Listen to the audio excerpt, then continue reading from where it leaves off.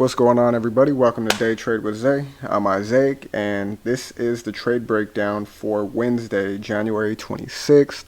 It was a great day for me. We got in a position, we're able to get in and get out, and it was really just a quick and simple day. Was able to catch, about 129 pips, decent lot size in there, so we're able to go ahead and hit our pip goal for the day, able to hit our monetary goal for the day. And overall it was a good day. So just to give some insight, this is Monday right here, and since Monday, price broke below the weekly support level, which is this blue area here.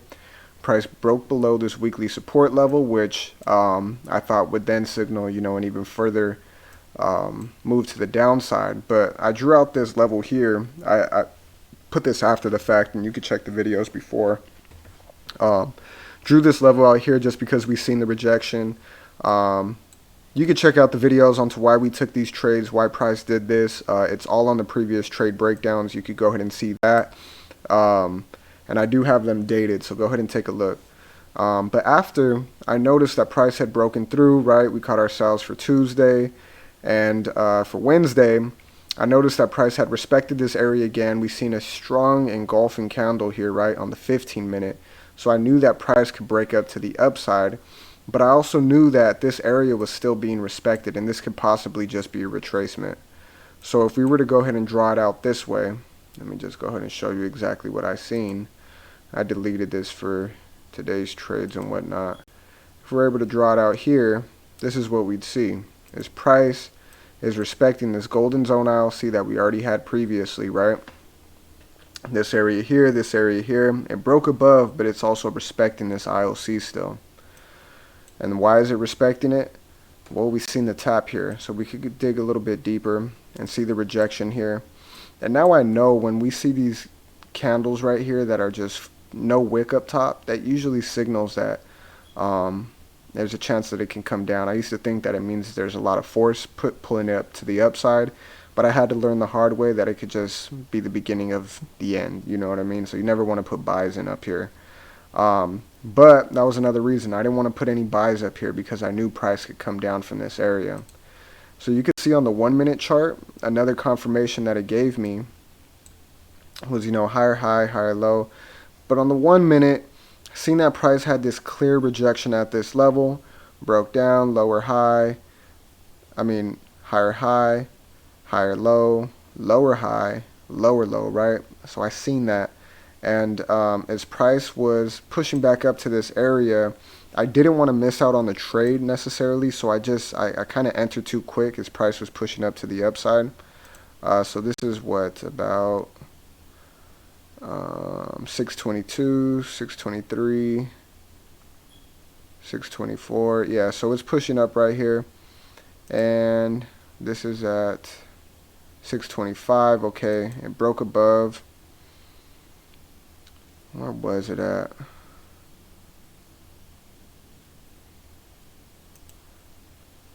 So I had seen, I forgot exactly what it was, but I knew this IOC right here was something that I was looking at to take this trade here, right? Because if we were to do it from, let's just do the Fibonacci from here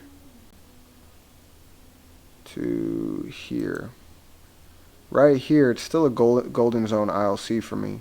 I knew that the stop loss would have to be just above these highs, but I knew that there was a chance that price could break below and we could catch at least 100 pips to the downside, is what I was thinking. We could catch it at these levels here. So as price started to I got in my trade here. You could check the live stream, you could check the Instagram, you could check my entries. I was able to get my position in here, and price just did exactly what we wanted to do, and it did it, very, very fast. Within 3 minutes, we're basically up 77 pips at this point. So we've seen a strong push, and right here, after you see this push down, there's a chance that it could reject this area because it's done it before. But one thing you want to see is that if price does push back up, it's going to use this 50 EMA as resistance instead of using it as support. So use it as resistance to come back down. But I knew that we had a strong push to the downside. And yeah, I had one position in. I think it was a 0.05. And took this trade to the downside. Now, I didn't want to get too greedy, but I did want to hit this 130 pip mark just because I knew it was possible with the way price was respecting this area to push back up. And I knew that it could possibly range, right? I knew that there was a chance that it could range and sit in between these areas just bouncing. Boom, boom, boom, boom, boom. Not only that, I thought since it was FOMC meetings and everything that was going on, I knew that there was a chance that price could range in between these areas until 11 a.m. Remember, we're at this is at New York Open. We still got to wait for the meetings at 11 a.m. So price usually wants to wait in between these areas before then. So I didn't want to be too greedy, but I knew I could get this 130 pip mark. And yeah, so as price broke through, I just was happy with the amount and took it as soon as it gave me that $600. I was able to go ahead and capitalize $600 on this trade. So as soon as it gave it to me, you could go ahead and check the Instagram at Day Trade with Zay. You could actually see exactly when I pulled the trade for yesterday, January 26th. And yeah, so I pulled my position, and I was able to, just walk away from the computer because I was happy with what I made. One position, we got in and out.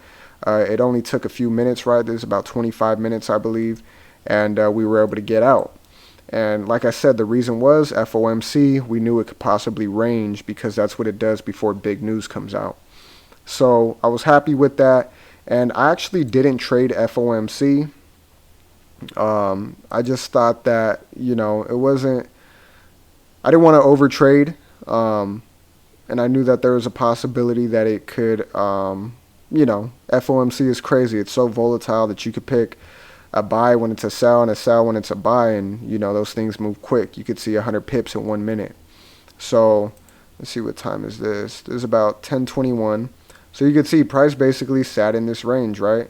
Bounced in here. If you would have took a sell from here, you could have caught another 170 pips probably, right? Let's actually just check it out. Another 180 pips right there. All right, and then pushed back up another 200 pips. And then came back down. Whoops, going too quick. So let me actually show you guys what happened at FOMC. So 11 a.m. is usually when the news drops, and you can see exactly what happened at 11. It pushed up from 493 to 601. So that's 107 pips in 1 minute, and then came all the way back down 70 pips in the same minute. Then it pushed up again another 80 pips, pushed up again. So this is within 3 minutes. This thing moved 492 to 630. So about 140 pips in 3 minutes. In about 7 minutes, damn near 200, 200 pips basically, 150 pips within that minute. I actually was watching it live as it was happening. Didn't want to put any buys in at this area, but I thought it was very possible to break out of here because it had broken the ILC. But I was wrong. Price actually rejected cleanly and came all the way back down quickly. So it probably got a bunch of retail traders who were trading these breakouts, right? Price eventually came down, created lower lows and lower highs, and fell tremendously based off of the news. And it was actually not bad news. They didn't say that, interest rates were hiking or anything. They said they were going to hold off. And we still seen a lot of sells in the market. And what was it? From that peak all the way to the bottom, about an hour and 18 minutes, we've seen a 700 pip drop, which is insane if you would have caught that.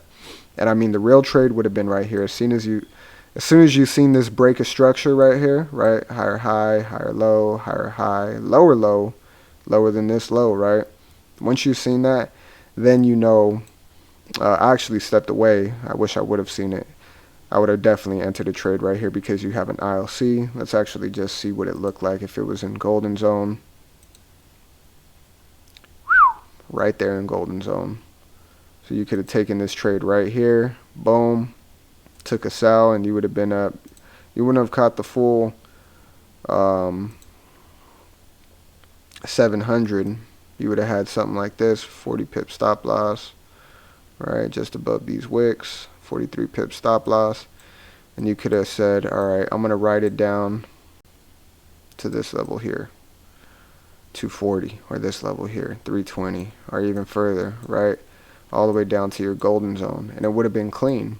It would have been a nice clean trade because the market gave it to you. Fibonacci matched up, ILC inside of a ILC, double confirmation. So you had every confirmation. You have about 5 confirmations to take this trade. So yeah, that would have been the trade to take right there. I wish I would have stayed in to see that, but I was comfortable with my gains for the day and didn't want to, abuse it. But yeah, that's how I traded FOMC. Was able to make my money in the morning over here before it actually did its thing over here. So, I wish I could have caught this 495 pips. That would have been something amazing, right?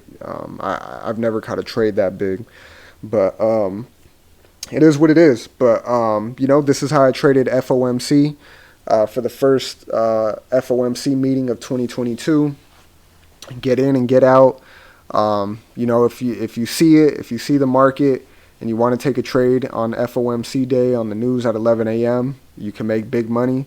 I just say, make sure you keep that stop loss on point before you have your trade, and just follow your rules.